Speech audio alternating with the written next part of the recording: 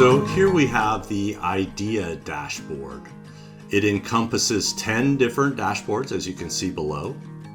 It has the ability to filter, as you can see up top.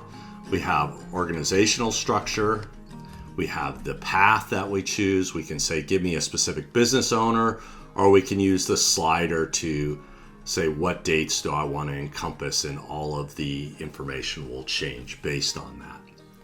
In this particular view, it's meant to be the executive view so that you can quickly look here and say, hey, do I care? Do I need to do anything? And so it gives you a starting point. As we drill in, we see a summary view. The summary view will maintain the filters that we had from the previous. You see some totals, and then the charts are based on different metrics. And so currently it's sorted by work status. If I want to change it to priority, I can, or any of the other options, and it'll change the view.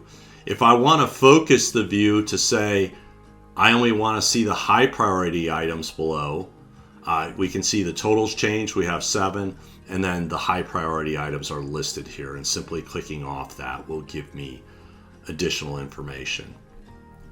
The ability to visualize in a bubble chart, if that makes sense for your organization. A funnel. Seeing things in a Gantt view. And again, being able to change the Gantt on how it's visualized based on the different statuses. If you're tracking status reports, it'll summarize all the status reports. Risks, issues, to-dos, as well as staffing, effort, and cost if you're tracking it at the idea level.